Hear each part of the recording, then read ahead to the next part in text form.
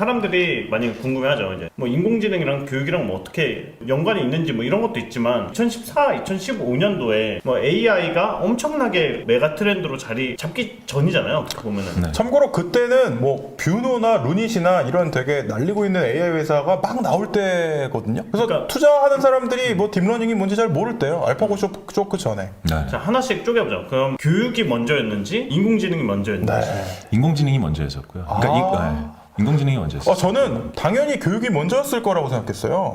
그래서 교육을 더 잘하려다 보니까 인공지능을 파게 됐을 거라고 생각했는데 인공지능이 먼저였다는 건 되게 쇼킹하네요. 엔지니어도 아닌데 인공지능 한기를 파야겠다 그런 생각을 하게 되신 거죠? 잘 말씀해 주셨는데 저는 기술에 대한 집착이 좀 생겼었어요. 그 전에 있었던 게 다 서비스였었고 서비스로 승승장구하는 회사를 보면서도 아슬아슬해요. 그러니까 제가 꽂혔었던 단어는 사실 경제적 해자라는 단어인데 이 왜 성을 보면은 이 물로 채워져 있는 네, 그 해자, 맞습니다. 네. 적들이 못 건너오게 하는. 네.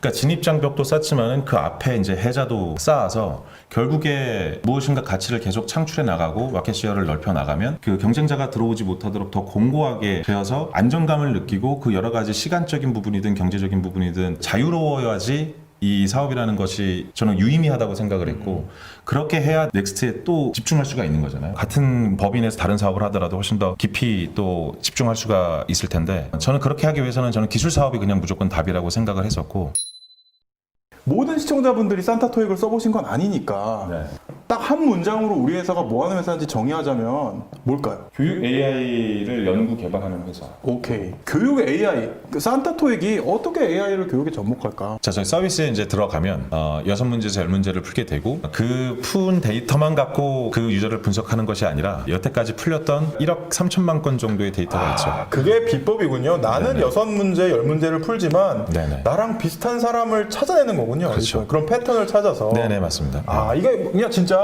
베테랑 선생님하고 되게 비슷해. 난 이 네네. 눈빛만 봐도 뭘 틀릴지 알겠어. 약간 이런 느낌인 거지. 네네. 그러면 사실 풀이하는 시간도 있고 어떤 보기를 선택했는지도 있기 때문에 경우의 수는 엄청나게 늘어나고 6문제에서 10문제만으로 사실 판단을 어느 정도는 할 수 있게 되고 물론 더 문제를 풀면서 훨씬 더 정교하게 점수를 예측하고 이 학생이 어떤 부분이 부족하다라고 판단을 하는데 그 어떤 부분이 인간의 언어인 너는 형용사를 모를 거야 이렇게 판단하는 건 아니죠. AI이기 때문에. 저희 좋은 질문 주셨어요. 인공지능 선생님은 학생이 무슨 문제를 틀릴지 아나요? 그걸 안다는 얘기예요. 네네, 맞습니다. 근데 그걸 어떤 메커니즘으로 아는지는 우린 모른다는 거예요. 기계학습을 시켰으니까. 이해 가시나요? 대표님 처음 시작하실 때는 일단 데이터를 모으기 위해서 룰 베이스로 하셨었잖아요. 네네네. 거기는 두 가지 목적이 있었어요. 그러니까 저희는 처음에는 오답 데이터가 필요하니까 오답 노트 앱을 만든 거예요. 그래서 무식하면 용감은 하더니. 네네, 진짜 용감하게. 근데 이제 어쨌든 이 오답 노트 앱이 다른 오답 노트 어플리케이션 분들이 분명히 있었었거든요. 그럼요. 네, 이것보다 훨씬 더 나은 밸류 프롭을 제공해서 데이터를 빨리 모으려면 어떻게 해야 될까를 고민하다가 시중에 있는 문제집을 전부 다 샀습니다. 예. 그리고 자, 몇 권이었어요? 거의 3,000권이 넘었었던 뭐 3,000권을 샀다고? 네네. 그러면 한 권이 10,000원만 해도 3,000만 원이고 2만 원이면 6천만 원이잖아요. 그때 그 더벤처스에서 받은 돈 거기다 다 넣은 거예요. 더벤처스에서 얼마 받았는데? 아니 이 사람은 이상한 사람이구만, 이 사람이. 사람이네. 이 호구가 아니라 이 사람 이상한 사람이네. 아니 그게 그 거의 약간 좀 시드 라운드 아니겠어요? 시드 투자를 문제집 사는데 다 썼다고요? 얼마를 받았는데요? 2억 받았었죠. 2억을 받았는데 있었었죠. 2억 그러면 그래서- 팁스로 인건비를 떼우고 2억은 거기서 1억 정도를 거의 1억 가까이 문제집으로 투자금의 팁스까지 해서 4분의 1을 문제집 값으로 썼다. 아니 이건 대단하네. 학원을 차려도 너무 많이 쓴 거 아닌가? 그 호창성 대표님이 아니 투자금을 다 문제집을 샀습니다 그랬을 때 뭐라고 반응하셨어요? 박정희 선생님은 응원을 해주셨었어요. 근데 일단은 사실은 뭐 당연히 허락을 받고 한 게 아니기 때문에 자 퓨처플레이 B투자사가 그런 짓을 벌였다. 아작나죠. 그게 제가 호창성 대표님보다 더 작은 사람이라는 증거인 것 같아요. 저 같았으면 그냥 이렇게 아작은 안 내고요. 이렇게 얘기했을 것 같아요. 이게 최선이었습니까? 이렇게 얘기는 했을 것 같고 이거의 10분의 1로는 안 됐을까요? 뭐 이런 얘기를 했을 것 같은데 뭐 이미 샀는데 어떡할 거예요? 환불할 수도 없고. 지금 생각해보면 그 접근은 유효하고 올바른 선택이었던 것 같으세요? 굳이 유의미함을 뽑아내자면 유의미하지 않았다는 얘기구나. 네. 결국에 저희가 하고자 했었던 거는 각 학생들이 어떤 문제를 틀리는지 데이터를 모아서 그 데이터를 AI에 학습시켜서 유의미한 학습 동선을 만들어주는 것이 저희가 원래 목표를 하고 있었던 거잖아요. 이렇게 오답 노트로 많은 과목들에서 오답 중에서도 본인이 저장하고 싶은 것들만 데이터로 모이면 이게 무의미하다. 이걸로는 연구가 더 이상 불가능하다라는 결론이 나왔던 게 가장 결정적이었고 그리고 그 전에 법리 검토를 받았지만 저작권에 대해서 아니, 책을 3,000권이나 사줬으면 좀 봐줘도 되는 거 아니에요? 출판사가 다 다르니까. 혹은데, 네. 이 두 가지 이유로 이제 오답노트가 아니라 다른 방법으로 데이터를 모아야 된다. 그래서 시작했던 게 산타톡 1.0이었습니다. 그 무렵에 네, 업계에 소문이 돌았어요. 더벤처스가 투자한 루이드라는 회사가 있는데 많이 어렵다. 네, 네. 아, 정말로. 그래서 저는 되게 격세지감이 느껴지는 게, 그래, 뭐 이상한 뭐 오답노트 같은 걸 하는 루이드라는 회사가 있었지 이렇게 생각했는데 갑자기 확 올라오셔가지고 되게 놀란 기억이 있거든요. 네. 그게 대충 한 6년 전의 이야기인 거죠. 그렇죠. 네. 어떻게 극복을 하셨어요? 근데 저는 딱히 힘들다고 생각하지는 않았었던 것 같고 제가 스스로 실행력을 스스로 한번 검증해본 계기가 됐었던 것 같아요. 저희가 그때 결정했었던 건 데이터를 모으기 위해서는 이렇게 이미지로 올라오는 데이터는 무의미하고 각 학생들이 처음부터 끝까지 문제를 풀면서 맞은 문제, 틀린 문제, 그 문제를 풀면서 얼마나 시간이 걸렸는지 틀리면서 어떤 보기를 선택했는지 등등의 데이터를 모두 모을 수 있는 서비스여야 한다. 그리고 과목이 이렇게 너무 산발적으로 3,000권이면 정말 많은 과목을 다 포괄하는 건데 그렇게 하지 않고 영역 하나를 도메인 하나를 정해야 된다. 그래서 토익 시장을 선택을 해서 처음부터 끝까지 문제를 풀 수 있는 서비스를 만드는데 그래도 모바일로 문제를 푼다라는 것이 상상만 해도 굉장히 좀 어려울 것 같잖아요. 네네네. 그래서 그것도 검증해 볼 겸 데이터도 모을 겸 룰 베이스로 알고리즘을 저희가 내부적으로 만들어서 서비스를 시작을 했었던 거였죠. 그 1.0의 반응은 어땠어요? 굉장히 좋았었어요. 그래서 1.0도 저 하루에 1,000명 이상씩 다운로드 받는 기간이 굉장히 길었었고요. 그리고 한 30만 명 정도 유저를 1년이 좀 안 되는 기간 동안에 모았었던 것 같고. 와우. 근데 사실 이 토익이라는 게 굉장히 특정 니즈를 갖고 있는 사람을 상대로만 하기 때문에 30만 명 유저 모으는 게 쉽지는 않거든요. 맞습니다. 토익 시험 안 봐도 되는 사람이 더 많으니까. 네네. 네네네. 왜 토익이었을까? 왜 토익이었죠? 기준을 세 가지로 봤었습니다. 첫 번째는 당연히 시장 사이즈가 나와야 되고, 두 번째는 구매 결정권자와 실사용자가 100% 같을 수는 없지만 그 교집합이 충분히 많아야 된다. 왜냐면 이 서비스를 유료화를 해서 실제 돈 버는 AI 서비스를 만들고 싶은데 모바일로 공부를 하고 AI로 공부를 한다는 것 자체가 아무리 학습 효과가 증명됐다 하더라도 부모들에게는 훨씬 더 불안하게 느껴지거든요. 그러니까 사용자가 직접 구매 결정을 할 수 있어야 되는 시장이 된다. 그랬을 때 토익이 가장 가까웠었고요. 그리고 세 번째는 수능이나 뭐 공무원 시험, 목숨 걸고 하는 시험이면 첫 번째 시장으로서는 적합하지 않다. 1.0에서의 교훈을 가지고 2.0을 디벨롭할 때 기술적인 부분도 있지만 UI, UX적인 측면에서 이 앱을 어떻게 설계를 했고 초기 시장 론칭을 어떻게 효과적으로 하기 위해 준비를 했는지 전반적인 기획과 전략단의 이야기를 한번 들어보고 싶어요. 저는 UX적인 측면에서는 두 가지 철학을 제시를 했었던 것 같아요. 그러니까 첫 번째는 이제 교육 시장에서 나오는 대부분의 서비스들이 왜 실패를 했냐면 보완제를 만들었기 때문에 사실 실패를 한 거거든요. 대체제가 어렵지만 도전해야 되는 숙명 같은 겁니다. 스타트업한테는. 근데 자꾸 보완제를 만드는 거는 어떤 행위냐면 고객들한테 여러분들은 학원도 가시고요, 인강도 들으시고요, 단어장도 사시고 문제집도 원래 비용대로 다 사시고요, 플러스 저희 것도 사주세요 이거거든요. 그러면 시장이 커지기를 바라야 되는데 사실 그것보다 기존에 있었던 것을 쓰지 않게끔 만들고 여러분 것으로 대체시키는 게 저는 맞는 접근이고 사실 그 접근을 해야 벤처 투자의 가치가 있어요. 이제 2.0 해보니까 가능성과 잠재력, 이제 시장의 반응도 보이는데 성과를 어떤 비즈니스 모델로 만들어야겠다. 뭐 처음부터 인공지능 엔진을 중심으로 한 비즈니스 모델을 생각을 했던 건지. 그 부분은 좀 연역적으로 생각했었던 것 같아요. 처음부터 그 산타 인사이드라고 하는 AI 엔진과 그리고 AI 튜터를 만들 수 있는 각종 모듈을 만들어서 다른 기업들이 우리 엔진을 가져다 써서 플러그 앤 플레이해서 AI 튜터를 만들고 싶게끔 하는 것은 처음부터 진행을 하고 있었고요.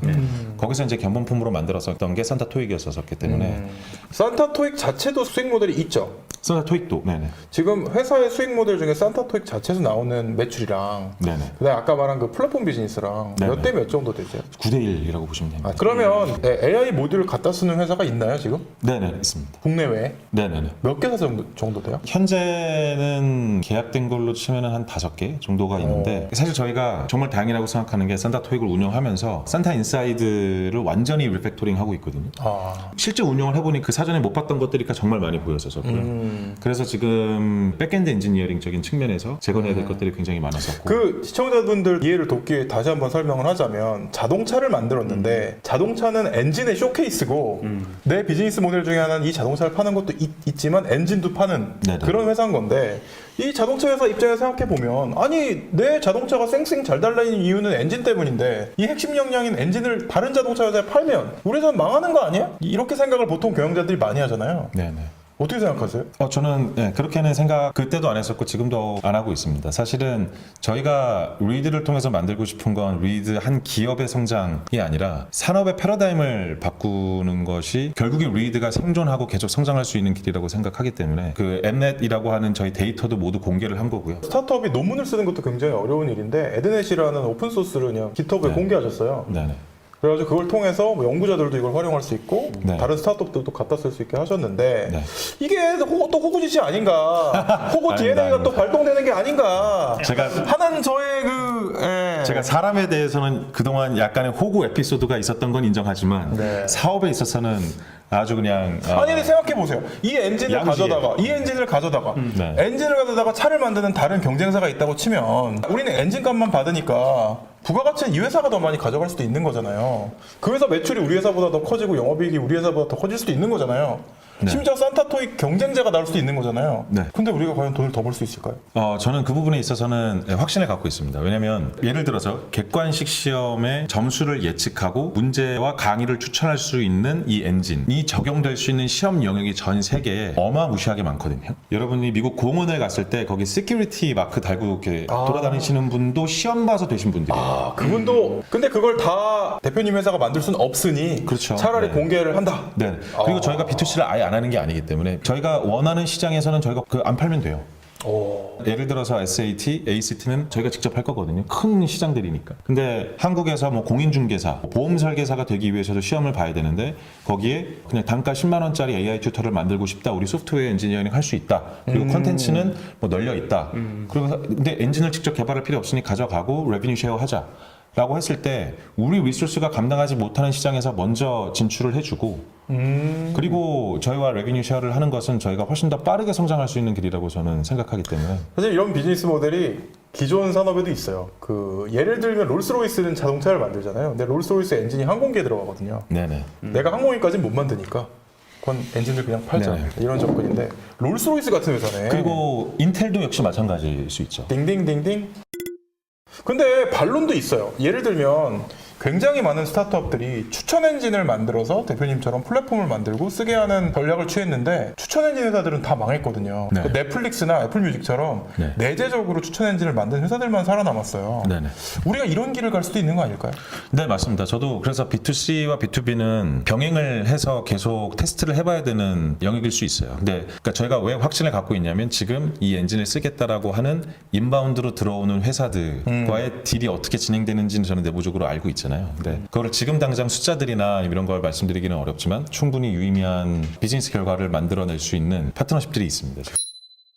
이제 리드는 산타토익으로 굉장히 회사가 많이 성장을 했는데 그 안에 있는 인공지능 엔진을 통해서 훨씬 더 큰 비즈니스를 그려 나가려고 하는데 아직까지는 산타토익의 매출 비중이 9면은 이제 산타 인사이드가 1 정도예요. 그러면 이 1을 가지고 이제 어떻게 막 100, 1000, 만 이렇게 만들어 가실지 네. 계획을 좀 들어보고 싶습니다. 한국 분들한테 익숙하지 않겠지만 ACT가 미국에서는 대입 시험으로서 SAT와 5대5 시장 점유율을 갖고 있는 시험이에요. 근데 ACT 문제를 만들고 그걸 관리하는 본사가 있는데 공식적으로 컨텐츠와 데이터와 브랜드 수능으로 생각하시면 저희가 약간 EBS 같은 그래서 좀 굉장히 고무적으로 ACT 시장에 대한 그 리더십을 구축할 수 있다는 자신감이 좀 생겼고요. SAT는 이미 베트남에서 저희가 서비스를 진행을 하고 있고 올해 상반기 유료화로 정식 론칭이 다시 될 거고요.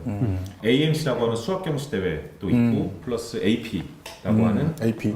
미국 고등학생들이 봐야 되는 굉장히 큰 시험이 있는데 AP는 과목이 엄청 많잖아요. 네네. 아. 저희 칼큘러스부터 먼저 시작합니다. 아, 2020년 상반기는 이렇게 확장에 저희가 집중을 하고 있고 비즈니스 성과가 좋든 안 좋든 어쨌든 저희는 결과를 맛보게 될 것 같습니다. 그래서 각종 B2C 서비스를 저희가 직접 만들어서 확장하는 영역이 있고요. 그리고 기업 업체들을 말씀드릴 수는 없지만 저희의 센터 인사이드를 활용해서 AI 기반 교육 서비스를 만들고자 하는 글로벌 기업들이 또 이제 좀 있으세요. 그래서 그쪽으로 B2B 거래가 어떻게 이루어지고 실질적으로 그 서비스가 만들어졌을 때 어떤 반영을 일으켰을지 좀 관전 포인트로 계속 이렇게 산타 인사이드를 기반으로 해서 산타 토익이라고 하는 성장 사례를 기반으로 다양한 시험 영역에 B2C, B2B로 계속 확장해 나갈 계획이 있고 그걸 가능하게끔 만드는 건 산타 인사이드 내 이제 AI 엔진이기 때문에 저희 회사에 지금 현재 AI 사이언티스트 분들의 연구 실적 아니면 소위 얘기하는 스펙을 이렇게 보시면은 국내 최고라고 단연 자부할 수 있거든요. 계속 좋은 인재들을 위드에서는 유치를 하면서 기술적 진입 장벽은 높게 쌓아 나가고 또 결과적으로 경제적 해자도 지속적으로 깊게 파나갈 생각입니다. 대표님 백그라운드도 그렇고 대표님이 말씀하신 상품들도 굉장히 이제 미국 시장에 어필할 만한 것들인데 네. 아예 회사를 미국으로 옮기신다거나 좀 더 글로벌 플레이 하기 위한 변신 이런 것도 고려하고 계세요? 네네, 고려하고 있습니다. 그러니까 사실 흔히 얘기하는 뭐 플립 이런 거는 저희가 조금 시기가 지난 것 같아서 지금 미국에 이미 법인이 설립이 되어 있고 자회사로? 네네. 네. 그리고 싱가포르로 설립이 되어 있고 이제 추후에 미국 자체에서 미국 법인으로 저희가 성과가 만들어졌을 때 뭐 여러 가지 뭐 수합이라든가 여러 가지 또 방법론들이 있더라고요. 저희가 네네. 조금 무게 중심을 한국 본사가 아니라 이제 홀딩스를 미국으로 옮길 수 있는 방법론에 대해서도 저희는 열심히 연구하고 있습니다. 이 이야기는 뭐 한국 증시에서의 상장 이런 게 목표가 아니다. 전혀 아닙니다. 그럼 뭐가 목표예요? 엑시스의 목표. 저희 내부적으로는 아직까지는 갈 길이 먼데 정말로 만약에 SAT, ACT, AP 뭐 이런 쪽 큰 교육 시장에서 우리가 AI 튜터로서 네. 주도권을 갖게 되면 저희는 곧 나스닥이죠. 이런 질문도 좀 드려보고 싶어요. AI 토익 하면은 이제 산타 토익밖에 없었는데 앱스토어 들어가 보거나 아니면은 뭐 페이스북에서 한번 산타 토익 콘텐츠를 이제 클릭을 하면은 다른 AI 교육 업체들 광고들이 엄청 아류가 따라다녀요. 엄청 많이 생겼어요. 그러니까 어떻게 보면은 AI와 교육을 엮어서 성공 사례를 하나 만들었는데 이게 그렇게 많은 그런 앱들이 나오는 걸 보면서 이게 진입장벽이 생각보다 낮은 거 아닌가 뭐 이런 생각이 들 수도 있을 것 같아요. 리드와 이제 다른 업체들 간의 기술적인 차이라든지 사용자 경험의 차이라든지 같은 게 있다면 어떤 부분인지. 근데 그 AI라는 게 기술적인 효용 증가에 대한 가능성 때문에 굉장히 섹시한 단어로 들리는 건 투자자들이나 기업하시는 공급자들한테 섹시하게 들리는 거지 이게 그렇게 고객들한테 섹시하게 들리지 않습니다. 그렇죠. 내 점수만 올려주면 되는 거죠. 네네. 네. 그래서 훨씬 본질이 중요해요. AI라는 키워드는 제가 이제 최근에 이런 일을 많이 듣는데 AI 발 뒤꿈치 제거기도 있거든요. 그러니까 AI는 그냥 갖다 붙이면 조금 자동화되면 AI라는 발 뒤꿈치 제거하면 큰일 나고 발 뒤꿈치 굳은 살 제거죠. 그죠? 굳은 살 제거, 각질 네네. 제거 뭐 이런 거죠. 아. AI가 도대체 어떤 기술인지에 대해서 이해를 못하는 시장의 공급자들이 잘 모르시고 이제 쓰시는 케이스들이 있는데 저희는 그런 건 크게 신경 쓰지 않습니다. 실제로 네네네. 저희가 산타 토익을 하면서 토익 쪽에서의 이제 전통의 강자들이 있잖아요. 4개 회사가 있는데 그 4개 회사들이 전부 다 저희가 갖고 있는 마케팅 카피까지 똑같이 가져다 쓰시고 아이고야. 기술적인 부분이나 UX적인 것도 거의 그대로 갖다 쓰셔서 그 4군데에서 각자가 다 AI 튜터를 출시를 했었어요. 그건 시장이 사실은 판단할 수밖에 없습니다. 점수를 뒷단에 AI가 튼튼하지 않기 때문에 실제 학생들에게 효용을 가져다 주지 못했고 그렇기 때문에 그 4개의 앱은 지금 거의 사장된 앱으로 되어 이미 경쟁에서 이기신 거군요. 사실 AI라는 키워드를 앞에 붙였다고 해서 저희가 긴장할 필요는 없을 것 같고요. 저희는 정말로 AI를 진지하게 바라보는 그래서 기술에 관심이 있는 AI 교육 서비스들이 훨씬 더 많이 나왔으면 좋겠고